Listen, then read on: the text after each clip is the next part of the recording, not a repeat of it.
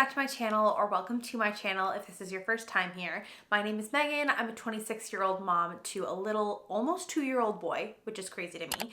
And I'm due with my second baby, a girl named Juniper, next month. And this is my 33-week pregnancy update. I'm like trying to cross my legs because my tailbone's killing me. A lot happened this month, so buckle up. Maybe grab yourself a cup of tea or something. I will try to keep everything as chronological and coherent as possible, but I may jump around a little bit because pregnancy brain. So first I have to talk about the elephant in the room, which is that at 30 weeks pregnant, I got COVID. We avoided it for 781 days. We actually got it on Mother's Day, which is just like, thanks. Best present. And Matt, Rowan, and I all got it. So Rowan got over it really quickly. He had a high fever of like 102, which really freaked me out, but he was like completely better within 36 hours, which was amazing. Matt's was like a medium cold that lasted for 4 or 5 days, and mine came on very slowly but then ramped up to be probably the worst of everybody and lasted for like 2 weeks. So it was a lot of coughing, a lot of peeing myself from coughing, like more than I could count on my hands. Extreme fatigue and exhaustion. I lost my voice. And of course, I was very worried about Juniper, so I did call my OB and they scheduled me to come in for an extra growth scan because they said that having the Rona can affect your placenta and something about like the blood vessels. So they needed to make sure that her growth was still on track. So we went to that appointment 2 days ago, and I'm so happy to report that she is doing good. She was at the 24th percentile at her 28-week scan that we did to make sure my placenta previa had resolved, which it did. And this time she actually went up to the 32nd, I think, percentile. So that was really good. They estimate her being around 4 pounds, 9 ounces. I know that's not like super accurate, but I still think it's cool. The little like composite that they do. It's funny because they actually showed me the composite on the doctor's computer, which I've never seen before, but proportionally her legs are really short. She's got short legs and she's got a big head. So her head at 33 weeks was measuring like 35 weeks and her femur bone was measuring not even 32 weeks. So I had a really big head when I was born and I have short legs. So I guess she's gonna take after mama. I'll pop in pictures here from her ultrasound. We were able to get some cute 3D face pictures again, which is just my favorite, and it's so crazy to me that we can like see what she looks like while she's still in my belly. Like that is just wild. She's so stinking cute, and she's got like big chunky lips like daddy, which I think is so cute. I'm trying to think if they told me anything else at that appointment. Oh, so we have a little bit of an insurance, not snafu, complication.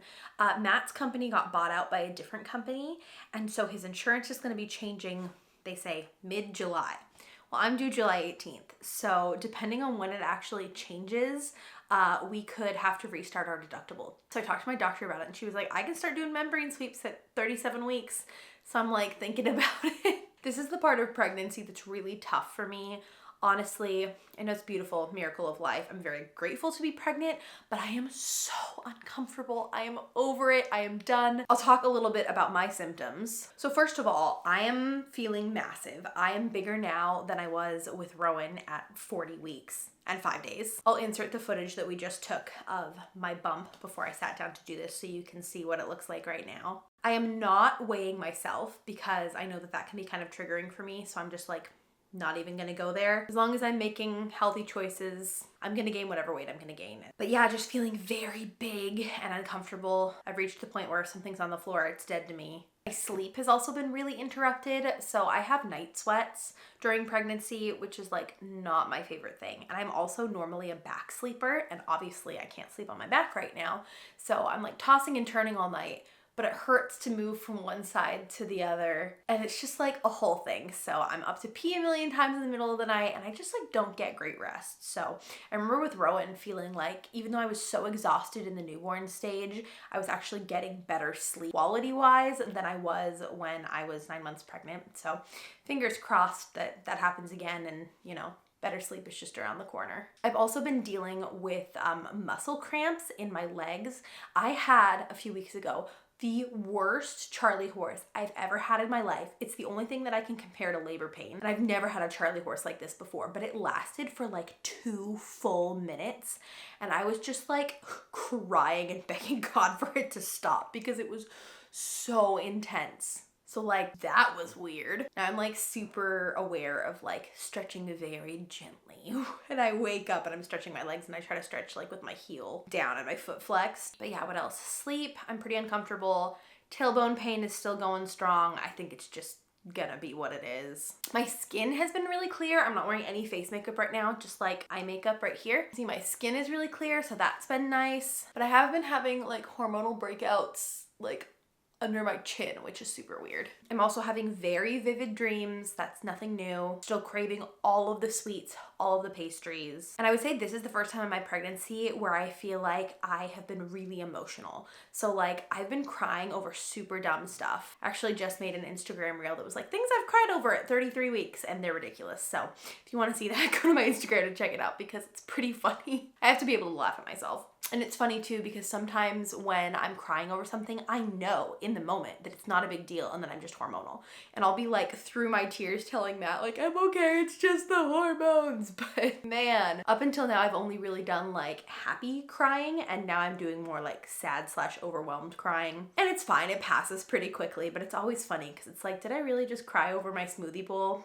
Yes, I did. I finally ordered everything that I needed for postpartum, like my dermaplast, tux pads, all of that stuff. So now I'm feeling like officially ready for her to come. I don't know how I'm gonna make it 7 more weeks because I straight up feel like my belly is going to split in the middle and just like I'm gonna pop, especially after meals. I have to eat really small meals now or I get really uncomfortable. We also went on our baby moon last week, which was so much fun. If you haven't seen the vlog of that yet, I'll link it here. We went to Kauai for the 2nd time. We also went on Rowan's baby moon and we just had so much fun and it was so relaxing, but I was really feeling it, like walking around the island and biking and trying to do things. I was like, wow. I mean, the last time I went, when I was pregnant with Rona, I was only 24 weeks and this time I was 32 weeks. So like, obviously it was going to be a little harder, but it was like a lot harder than I thought it would be. And I have to be like, babe, I need you to slow down. I need to take a break. But yeah, I'm so glad that we were able to go. It was like right after the quarantine window for COVID, like 4 or 5 days later we left, which was so nice that we didn't have to cancel our trip. If we had gotten it any later, we wouldn't have been able to go, which would have been so sad. I feel like it was the first vacation I've been on where at the end I wasn't like, oh, I wish we had a few more days. I was just like, wow, that was a great vacation.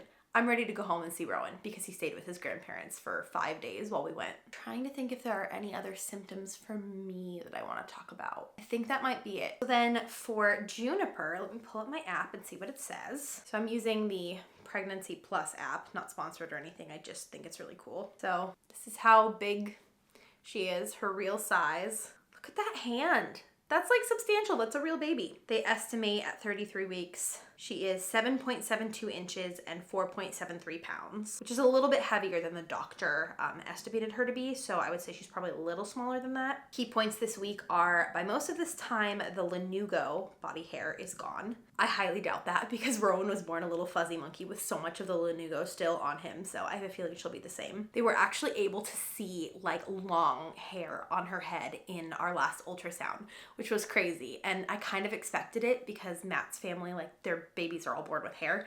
And Rowan was, but it was cool to see it and be like, oh my gosh, I'm only 33 weeks. It's only gonna get longer. It also says your baby's immune system is no longer relying on the antibodies from the placenta and the digestive system is fully working by itself. Your baby is peeing up to a pint of urine a day into the amniotic fluid.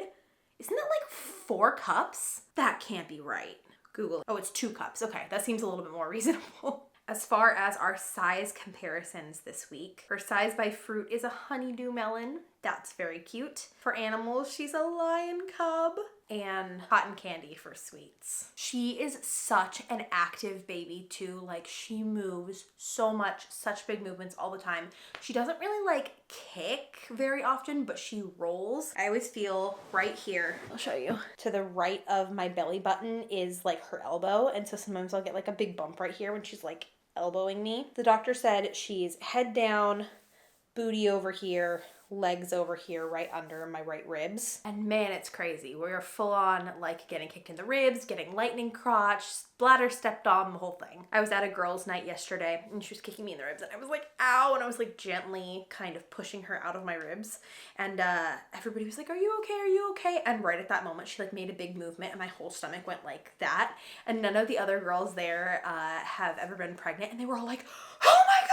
It was so funny. It's like, don't worry, that's normal. I can feel her little hiccups and coughs now too, which is so fun and sweet. She's killing her kick counts. She always gets them done in like 7 minutes or 8 minutes, which is so funny. Rowan was the same way. He started rolling over at 7 weeks, so I have a feeling same thing's gonna happen here. Overall, I'm tired, but I'm excited. It hasn't hit me that there's like a baby in here. Like I know I'm pregnant and I feel that like, oh my gosh, being pregnant is so hard day to day, but like I don't always connect that like there is a baby in here. I heard Aspen Ovard talking about this on the What We Said podcast recently, and she was like, I got to like the hospital and I was pushing and I was like, nothing's gonna come out. Like there can't be a baby in there. And that's kind of how I feel. So I know she's in there, but it's still so weird. It's such an abstract concept and I don't think we can ever like fully wrap our minds around it until they're here. And that's why birth is so incredible, because they put the baby on your chest and it's like, oh my gosh, this is my child. So I'm really looking forward to that and hanging on to that hope in these last